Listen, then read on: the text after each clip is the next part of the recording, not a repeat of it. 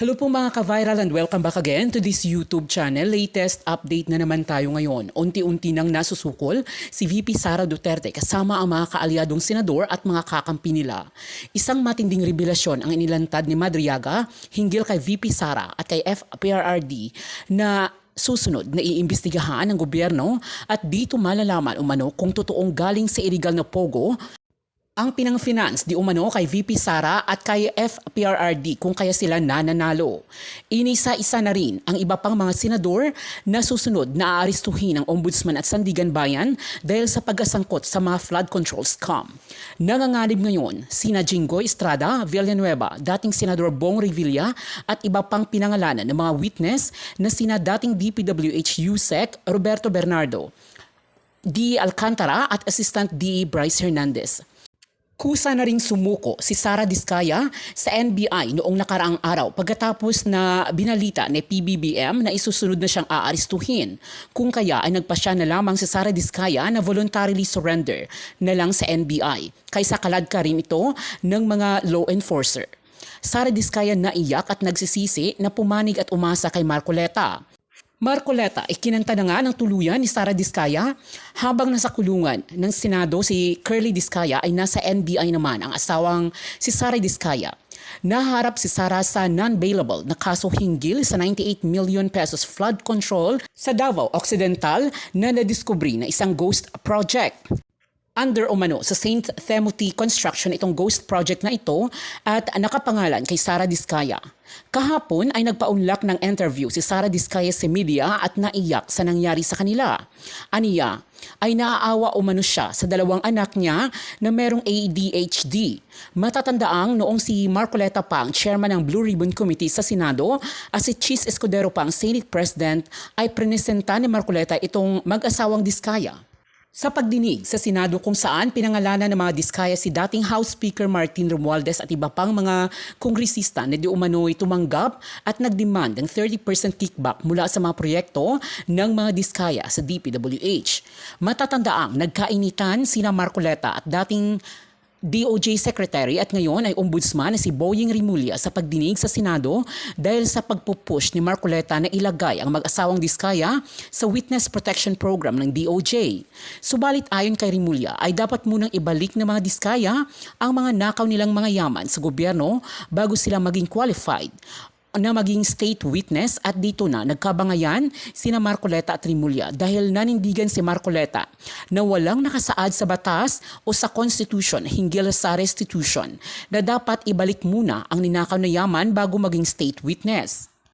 Mukhang malalagay na sa alanganin ngayon si Marcoleta na maaring magpapatanggal sa kanya si Senado dahil nasa NBI na at nasa kulungan na ang mag-asawang Sara at Curly Diskaya na maaring kakanta sa kanya anumang oras. Mga kabunyog, mga kababayan, ang ating pong pagbati ng magandang araw, Pilipinas at mundo. O ito, mga kabunyog, mga kababayan, napanood natin yung interview ng media kay Sara Diskaya, mga kabunyog. Napanood natin yung interview sa kanya kung saan napaiyak itong si Sara Diskaya.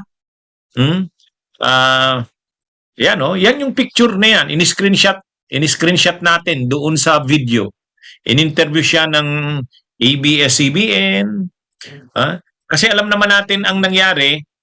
Kahapon, voluntaryo nag-surrender na si Sara Diskaya sa National Bureau of Investigation. Present niya na ang sarili niya doon sa NBI kahit wala pang warrant of arrest. Pero bakit kasi sinurrender niya na ang sarili niya sa National Bureau of Investigation? Alam niya kasing aarestuhin na siya. Eh, ikaw ba naman, presidente na ng Pilipinas ang magsabi? Ihanda na ninyo, maghanda na kayo PNP, maghanda na kayo law enforcement agencies, maghanda na kayo sa pag-aresto kay Diskaya. Talagang si Diskaya yung at hindi si Curly Diskaya. Si Sara Diskaya mismo ang pinangalanan. Bakit? Kasi ang ginawa nitong mga Diskaya, sa dami ng corporations na tinayo nila, mga construction companies, yung St. Timothy pinangalan dito kay Sara. Ay ang unang sinampa na kaso sa mga Diskaya ay yung ghost project doon sa Davao Occidental, doon sa bayan ng Jose Abad Santos. Ay ang construction company doon ay yung St. Timothy. Nakapangalan yan kay Sara Diskaya. Saka kaya siya ang makakasuhan doon. Hindi si Corley. Ito si Sara. Ngayon, kinasuhan na nung isang araw. Kinasuhan na si Sara Diskaya at saka yung mga officials ng DPWH. So lalabas na ang warrants of arrest. So alam na ni Diskayang aarestuhin na rin siya. Ayaw niya yatang mapahiya. Ayaw niyang makita sa media, sa publiko. Ayaw niyang makita ng mga kaibigan niya na pinupusasan siya. Nire-raid yung bahay niya para arestuhin siya. Ayaw niya. So yung mga DPWH nga nag-surrender na voluntarily. Pero si Diskaya nag-surrender na rin. Louie Lopez, salamat sa pag-send ng donation ha. Si Diskaya nag-surrender na rin pero doon siya nag-surrender sa NBI. Mukhang advice ng kanyang lawyer. Sabi niya, advice ng lawyer niya. Ang lawyer yata nito si Attorney Samaniego eh. So ngayon mga kabunyog, voluntarily pumunta na siya ng National Bureau of Investigation. Tapos mga kabunyog, pagdating niya doon, siyempre, in-entertain naman siya ng NBI. Kasi mabuti na nga, hindi na nga sila pahihirapan. Pero, habang nandun siya sa NBI, siyempre maraming media doon. In-interview itong si Diskaya. Naiyak. Sabi ni Diskaya, sabi niya, naaawa ako sa aking mga anak. Sabi niya, kasi yung asawa ko nakakulong sa Senado, tapos ako dito makukulong na rin. Hindi ko alam anong mangyayari sa akin. Naawa daw siya dun sa mga anak niya kasi mga ADHD. Sabi niya mga ADHD daw. Hindi niya daw alam bakit siya nangyari sa kanila yan. So, kabaliktaran doon sa interview ni Corina Sanchez sa kanila. Doon sa mag-asawa. Nung ini-interview sila ni Corina Sanchez sa ni Julius Babaw sa magkahiwalay na instances. Mayabang pa noon yung mag-asawang Diskaya. Pinoflaunt nila. Binabandilan nila yung kanilang ilang luxury cars yun. Yung controversial na Rolls Royce na ang payong ay Kaya ito, sabi ni Rafael Roque, mas maganda kwarto doon sa NBI. Pero wag ka po, hindi naman pwede silang sa NBI ikulong. Ang magde-decide niyan kung saan talaga sila ikukulong ang korte. Ang problema ni Diskaya, kasi ang kaso nito, mga kabunyog mga kababayan, ang kaso nito, mabigat tong kaso na to. Non-bailable to. Non-bailable na naman to. Ghost project kasi to. 96 million o 98 million ang ghost project na ito. Kaya ang hirap ang hirap naman, ang hirap dipinsahan kasi ghost project. Ano ba ang proof? Ano ba ang mga ebidensya sa ghost project? Ang ebidensya lang naman sa ghost project, nabayaran ba kayo ng DPWH o ng gobyerno? Yes. Full payment ba? Yes. Kailan kayo binayaran? 2023 billion, 2023, taong 2023, fully paid na sila. Ngayon, ang sunod na tanong, kung fully paid na kayo, natanggap nyo ba? Yes, natanggap nila Diskaya. Pangatlo, bakit binayaran kayo ng fully paid? Bakit completed na yung project nung pinuntahan ng DPWH at saka ng ICI? Wala namang project. So, di ghost project. Di ba? Ayan mga kabunyog, mga kababayan. Yan yung, kasi itong mga Diskaya, sangkot sila sa maraming anomalya. Pero doon muna sila unang nasangko, ang kasong unang naisampa sa kanila, yung sa Davao Occidental. Ang problema dito, itong si Diskaya, si Sara, ang kukulong dyan. Kasi ang nakakuha ng kontrata doon, yung St. Timothy, ay sa kanya nakapangalan yun. Sa kanya nakapangalan. So naiiyak ngayon, naiiyak si Sara Diskaya, sabi niya, di ko alam bakit nangyari ito sa amin. Ang gustong palabasin kasi ng mga Diskaya, biktima lang sila. Kumbaga para sa kanila, ang linya ng mga Diskaya, nagninegosyo lang naman kami. Ano ba namang masama sa ginawa namin? Kung kami ba ay swinerte sa negosyo, kung kami ba ay nakakuha ng napakaraming kontrata, kasalanan ba namin yan? Kung kami ay naging bilyonaryo, kasalanan ba namin yan? O matino naman kaming nagnegosyo, sumunod naman kami sa batas. O mga ganun yung ano eh. Ganun yung linya nito ng mag-asawang Diskaya eh. Ha?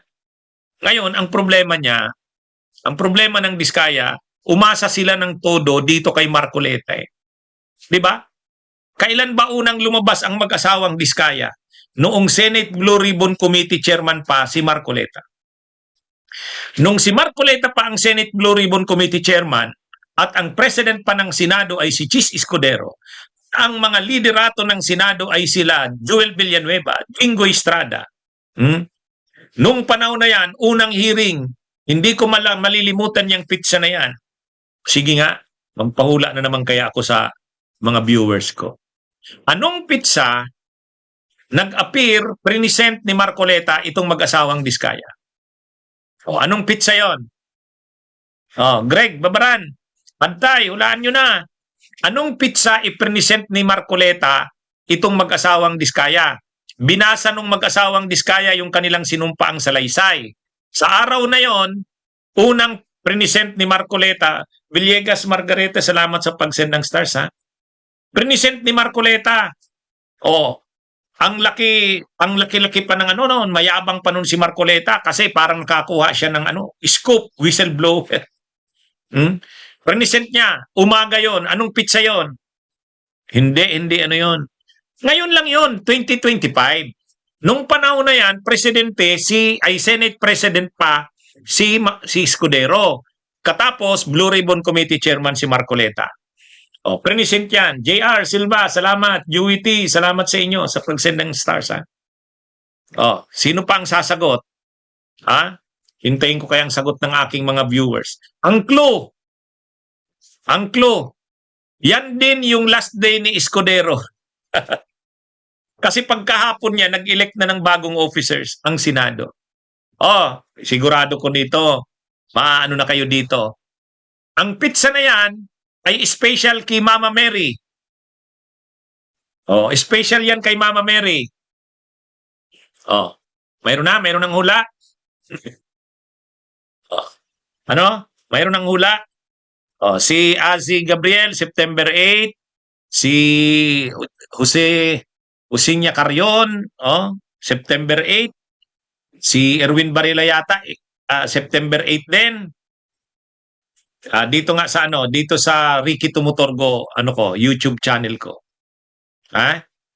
Wala pa sa dito sa Facebook, sa Meta. Alamin ko nga ang sagot ng aking mga viewers. Alam nyo, natutuwa ako pag ang mga viewers ko very active. Anyway, tama yung September 8. September 8, kasi yan din yung araw, umaga, naghihiring sa Senado, Blue Ribbon. Pinipresent ni Marcoleta yung mag-asawang Diskaya. Binabasa ngayon yung affidavit. Tapos tuwang-tuwa si Marcoleta kasi sikat na sikat siya noon. Kumbaga, imagine niyo may i-present siyang mga testigo na pinagmalaki niya yan. Ngayon, ang problema, pagkatapos ng hearing ng Blue Ribbon, pagkahapon, nagpalit ng liderato ng Senado. Nagpalit ng hearing. Nandiyan na ba Daisy Atienza? Nandiyan na si Roque? Sige nga, i-confirm natin. Anyway, mamaya ko yan i-discuss. Anyway, so ang nangyari, nung hapon, nagpalit ng liderato. Napalitan na si Marcoleta. Pagkatapos nun, wala na yung Diskaya. Hindi na sila malakas sa Senado. Tapos napalitan na ang Blue Ribbon, si Lacson. Ngayon, nagpahabol pa si Marcoleta ng diskarte. Pahabol pa si Marcoleta ng diskarte. Nung mismong araw na yun, September 8, pinirmahan niya yung kanyang endorsement dito sa mag-asawang Diskaya, ipapadala niya sa DOJ para gawing state witness. Yun yung kanyang last act. Yan yung last act ni Marcoleta. Ha? Donnie, salamat sa pag-send ng donation. Yan yung surprise witness, tama si Capricorn. Kasi hindi nga pinaalam eh. Oh. Ngayon, ang ginawa niya, kasi napasubo na yata siya dito sa mag-asawang Diskaya, nakakommit na siya na gagawing state witness, ginawa niya kaagad. Ginawa niya kaagad yung endorsement para maging state witness yung mag-asawa. Pitsa ng endorsement niya, September 8. Yung mismong araw na yon, pinapapirmahan niya ngayon kay Soto. Kay Senate President Soto. Kasi president na si Soto. Hindi pinirmahan ni Soto. Doon na ngayon nag-iinit na ang ulo ni Marcoleta, kay Lacson at kay Soto. Bakit ayaw nyo na gawing siyang state witness? Magko-cooperate na nga. O yun. Magko-cooperate na. O, bakit ayaw nyong gawin? O ngayon, ang sabi naman nila Senate President Soto, sa kanila Ping Lacson, tapos nandun na si Boying Rimulya, ang sabi ni Boying Rimulya, kailangan kasi dyan may restitution. Yun na yung naging mainit na issue. Kailangan pa bang ibalik yung yaman bago pang tanggapin sa state witness? Si Marcoleta, ang ini-insist niya, hindi kailangan, wala naman sa batas yan. Pero siyempre, sila Lacson, sila Soto, sila Boying, hindi.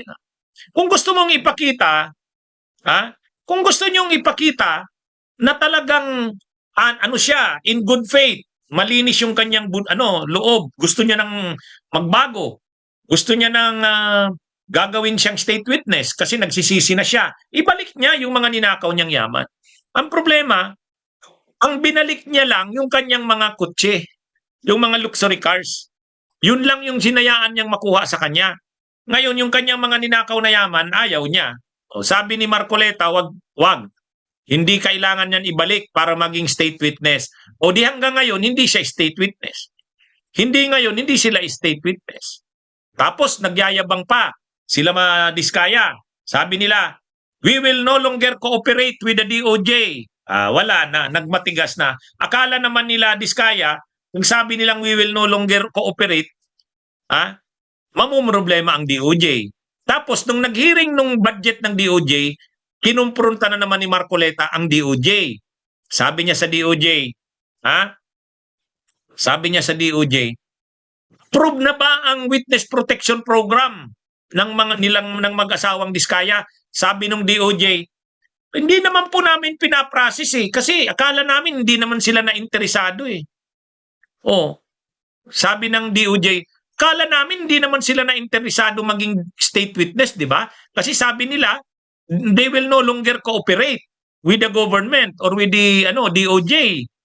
Ngayon, medyo na-realize ng mag-asawang Diskaya, pala kami, hindi naman pala pinaprocess ang pagiging witness namin, state witness namin. Samantalang si dating DPWH Yusek Bernardo, at 3% of collection,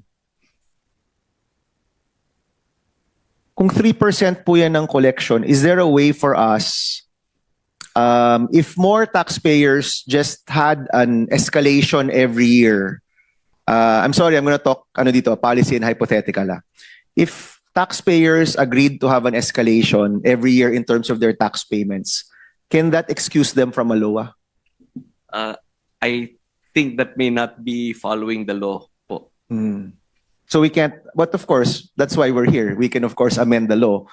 But would that be feasible? Kunyari, if I escalate at 5% increase, I'll ask Attorney Kim kasi she's shaking her head. Hindi ho yan sound na policy. Kunyari, I'm a taxpayer. In-audit ako ngayon, 10 million. Next year, I agree to increase that by 5% or based on GDP or what. And then that saves me from talking to the BIR, for example. Can a program like that be instituted or that's not possible right now? Mr. Chair, the tax rates are very specific in the law. For example, the corporate income tax rate is very specific. The value in your example of GDP would probably be prejudicial to those whose businesses have actually gone down. and would be a reward to those businesses who actually have done extremely well. Better. Yes, Okay, sir. I get that, Mr. Secretary. But tingin ko po even for the businesses na medyo lower, just to make sure na hindi ako kakausapin ng BIR, willing ako magbayad ng premium. No? I mean, ganun ang nangyayari po ngayon. And that's common right now to many businesses. No? But I guess what you're saying is the laws don't allow for this yet. Yes, Mr. Okay. Chair. Attorney Kim? Because your presumption is that he's paying the right tax in the first place. But unfortunately, I think 80% of businesses are not paying the right tax in the first place. That's why we need letter of authorities. Because although you're just collecting 3%, the letter of authority push people to comply. If you don't have the letter of authority, this compliance here will fall. Kasi nobody's afraid of being checked. I mean, the letter of authority in itself, whatever you collect from that, pushes compliance. So Yes, but it pushes compliance. It also can create systems of corruption. But the thing there, you should solve the problem. Mhm. You do not create another problem to solve a problem. You should kick everyone to do their job Okay, properly. let me go back to my question earlier. Kasi po, sa palagay ko kung mailantad po natin yung mga naloa at ma-analyze natin ng maayos, mas makikita talaga natin kung ano po yung ugat ng mga problemang lumalabas ngayon. Of course, the Secretary and the Commissioner are here, and it seems that you're quite serious about addressing this issue. Would you be able to do an analysis of the last 3 years, and we can let members of our offices and the committee also maybe join, and from there we can really find out kung meron mga fake LOA, kung may mga inuulit-ulit na ino-audit, kung meron mga assessment na napakataas initially tapos napakababa ng settlement. We'll be able to find all of this out if we have that data. No, Secretary, are you undertaking this kind of analysis or investigation? And would you be willing to share that with the committee, even in executive session, if ever? Mr. Chair, all the investigations are actually being conducted at the bureau Okay. level, no? At the office of the commissioner. But of course, with my support and my guidance. All right. Commissioner, nabanggit, hindi ko na po uulitin, pero itong gantong klaseng analysis at investigasyon, maaari niyo po bang gawin ito kasama po ng komite? Yes, Mr. Chair. We will fully cooperate with the committee. Okay, ano po ang last question? Commissioner, marami pong nakikinig sa atin, no? At marami pong mga maliliit na negosyante, small and medium in particular, who are really concerned and worried about yung mga LOA or yung kinakwento po nilang harassment. Anong reforma po ang gagawin po ng BIR o ginagawa ng BIR para ma-address yung concerns ng mga negosyante po natin? Yes. Meron ho tayong napapag-usapan po kanina yung audit program. Meron naman po tayong existing audit program. In fact, napakarami na ho nating issuances. No? More prominent of which is yung RMO 6-2023. Meron ho kasi tayong dalawang klase ng audit, yung mandatory audit and yung priority audit. So with respect to certain transactions or taxpayers, meron ho talagang mandatory audit. Example is those taxpayers retiring from business, BIR mandatorily conducts audit of them. Or for example, those that have undergone corporate restructuring. Those are current programs that you're doing. I'm talking about yung current concerns, yung mga nagsulat po kay Senator Erwin, kay Senator JV, mga bumubulong kay Secretary Go, bumubulong po sa akin, bumubulong po sa ilan sa inyo, na may mga concerns po sila. Ang pakiramdam po kasi nila, wala silang matakbuhan. No? Wala silang matakbuhan. Ano po ang pwedeng gawin ng what is the commitment of BIR? Kayo po, bago po kayong commissioner ngayon, what is your commitment to address these concerns of our small and medium business owners? Well, definitely, Mr. Chair, we commit to address these concerns. That is why immediately we suspended the Opo. issuance of Okay. letters of authority and mission orders. And we created a technical working group to study all of this, and they will come up with recommendations. Nabanggit ko po yung audit program kasi right now ho kasi meron naman talagang risk-based parameters for issuance of letters of authority. Hindi naman po randomly Yes. na nagkakandak We're na lang talking tayo ng prospectively kasi. Oo. I'm talking retroactively, no? Yung mga current na may Yeah. concerns po. One ho, Mr. Chair, is meron ho kasi tayo ng IRIS audit module. Ang problema nga lang ho, hindi pa siya fully operational. Ang idea niya is supposedly, it is the system that will determine the taxpayer that will be audited based on the existing tax information that are already contained in the system.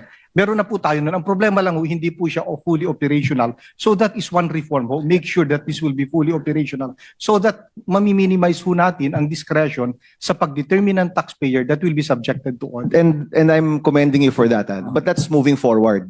Ang tanong ko po, yung mga current na nagka-problema o may current na problema. For example, tatawagin ho natin yung mga chambers of commerce dito po in the next hearing. Maghaharap-harap po tayo, di ba? Can they share their stories directly with you and expect action? Yes po, in fact po, nag-create tayo ng special email account just for audit concerns, yung tell the commissioner at And BIR.gov. sabi nyo nga po, daan-daan na po yung nakuha yung... Oo, binabasa po natin yon at kinukonsider po natin. Marami po mga suggestions doon. Ang dilemma ko lang ho kasi is nagsusumbong sila pero ayaw nilang, they want to keep their identity. At syempre, takot po sila, natatakot po sila. So- Baka pag-initan. Sa totoo lang. Yeah. Di ba? Tama po yun. At yun po ang balakid sa amin sa pag-conduct ng investigation against this erring personnel. Kasi kung i-forward ko po ito for the conduct of a formal No. investigation. And definitely, to be hululutan fair to yung the identity. examiners, you should also investigate the information that they give you, 'di ba? Na totoo Yes. talaga. Pero yung point ko lang po is nakikinig po ang taong bayan ngayon. Meron silang naging bad experience and ano nga, on the record sinabi naman natin marami talagang gustong magsumbong. Kung may lalapit po ngayon sa inyong tanggapan, do they fill out a form? They email you? Right now you're saying i-email po kayo. Masasagot po ba sila in 2 weeks, in 1 week, Yeah. in 3 days? Yeah. Sasagutin po namin ang concern nila. Sasagutin niyo po. And we can expect action. Sige po. So maybe in the next hearing, we will ask, and if need be in an executive session, pagharap-harapin po natin itong mga nangahas na magbigay ng kanilang complaint. And babantayan po natin na meron talagang action po dito. Kasi, masabi ho natin, 62,000 lang yan. That's still 62,000 Filipinos who are business owners, who are doing their best for their families, who are trying to provide employment, who are supporting the national economy as well. At mahalaga po na pakiramdam nila ang mga ahensya ng gobyerno nasa panig nila, 'di ba?